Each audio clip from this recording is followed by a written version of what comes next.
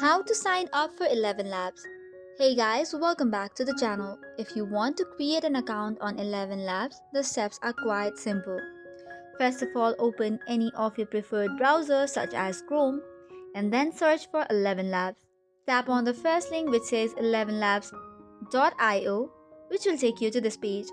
Now in order to get started with a new account, you can click on get started free or tap on the three horizontal lines which is present on the top right. Tapping on it should give you this page from where click on try for free. Now there are two options by which you can sign up.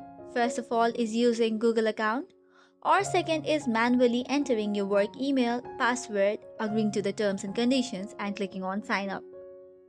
Let's go with the first option, which is your Google account. Tap on it and then select the Google account that you want to use.